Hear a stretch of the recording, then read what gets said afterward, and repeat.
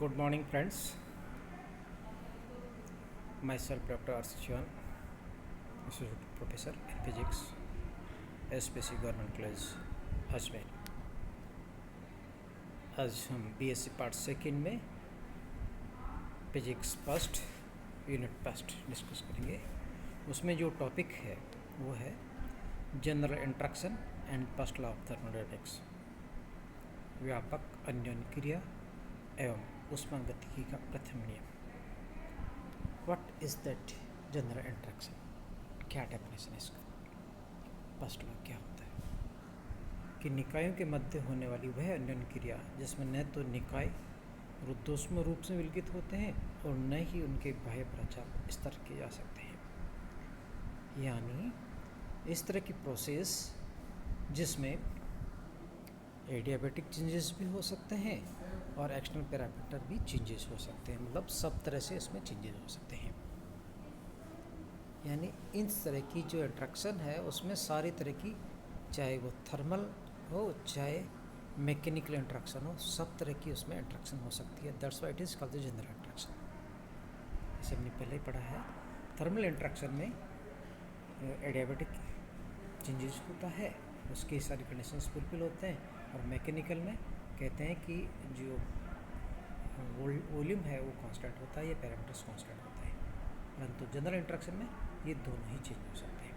सो ऐसी अन्योन्य क्रिया जिसमें दोनों निकायों के मध्य ऊर्जा में कुल ऊर्जा परिवर्तन उसमें तथा यांत्रिक दोनों हो सकते हैं। मीन्स दोनों तरह की ऊर्जा बदल सकता है, यांत्रिक कार्य भी हो सकता है और उसमें ऊर्जा भी चेंज हो सकता है। So change in energy for such type of the system दोनों ही हो सकते हैं। So del E equal to the sum of this two. Number one, that is उसमें अन्योन्य क्रिया के कारण ऊर्जा में परिवर्तन हो सकता है। दूसरा, यांत्रिक अन्योन्य क्रिया के कारण ऊर्जा में वृद्धि या परिवर्तन हो सकता है। So del E equal to can write W plus Q. W is the mechanical work and the Q is the internal energy या change in energy due to the thermal interaction. Q बाह्य प्राचाल के सरकने पर माध्य ऊर्जा में परिवर्तन, W बाह्य प्राचालों में परिवर्तन के कारण माध्य ऊर्जा में परिवर्तन। अतः अबोव इक्वेशंस को व्यापक अन्योन्य क्रिया का समीकरण भी किया जा सकती है। उपरोक्त समीकरण ही ऊष्मागतिकी की प्रथम नियम कहलाता है। Now can write the statement of the first law of thermodynamics. ऊष्मागतिकी का प्रथम नियम यह है, ऊर्जा के संरक्षण के नियम पर आधारित है कि यदि किसी सिस्टम को ऊर्जा दी जाती है या ली जाए, उसे अधिकतर हम यूज़ करते हैं उसको दी गई ऊर्जा के बारे में, तो ये दो भागों में विभक्त हो जाती है।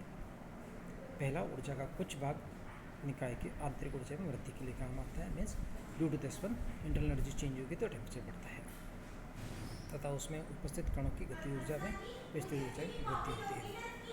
जबकि जो दूसरा शेष भाग है एनर्जी का, वो बाह्य दाब के विरुद्ध निकाय द्वारा किए गए कार्य के बराबर हो सकता है। क्योंकि जब प्रेशर होता है, जैसे पिस्टन है उसमें एक्स्ट्रा प्रेशर है, उसके अगेंस्ट में उसको मूव करने के लिए जो वर्डन होता है उसको हम डी डब्ल्यू कहते हैं, क्या क्या कार्य करते हैं। So we can write dq equal to du plus dw. Here du आंतरिक ऊर्जा वृद्धि या परिवर्तन कह सकते हैं। ये दो प्रकार की आंतरिक ऊर्जा हो सकती है, गतिज ऊर्जा, स्थितिज ऊर्जा। So this is equal to du k plus du p e potential energy.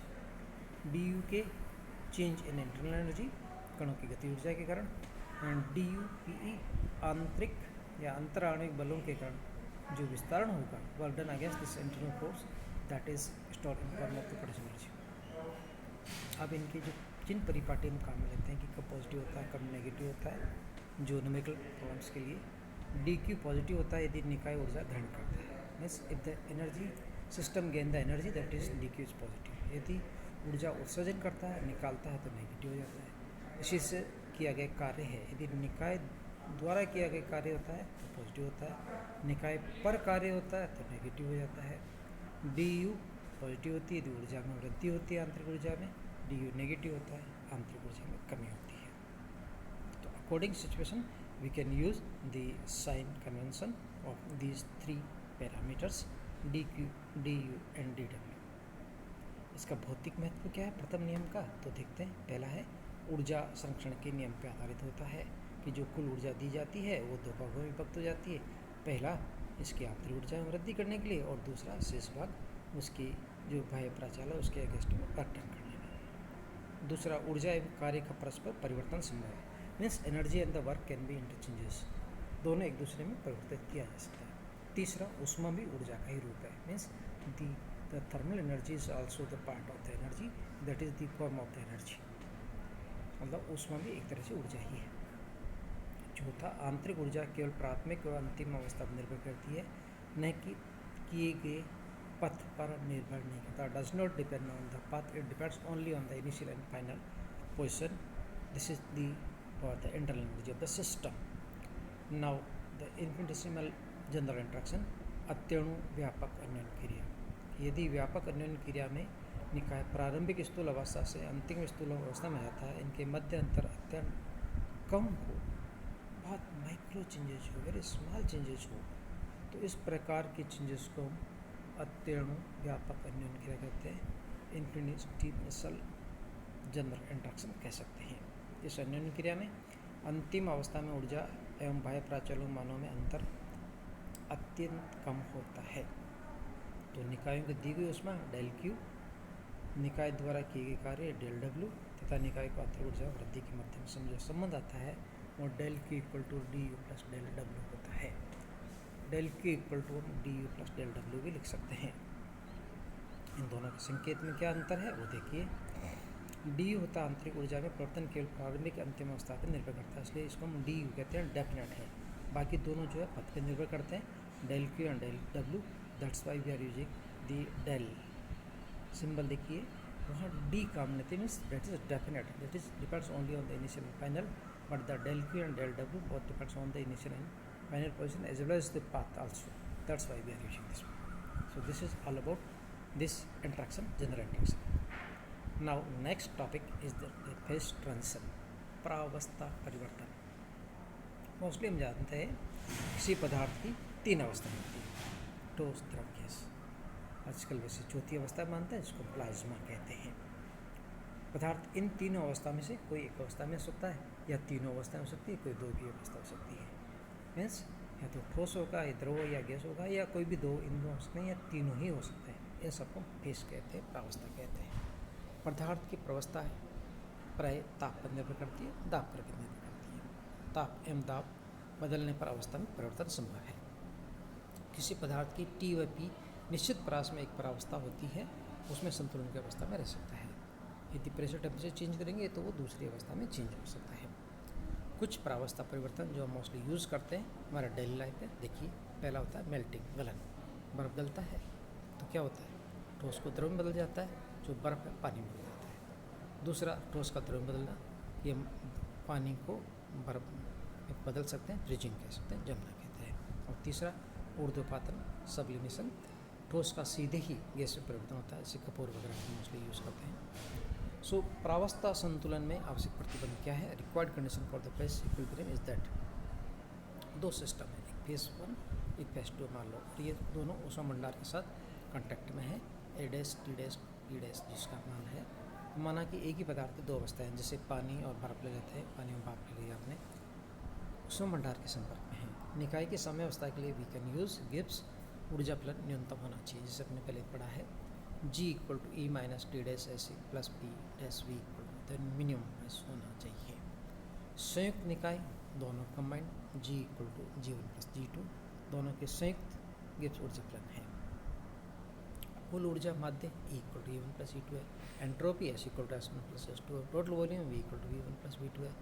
N1 N2 अणुओं की संख्या प्रति एकांक आयतन है।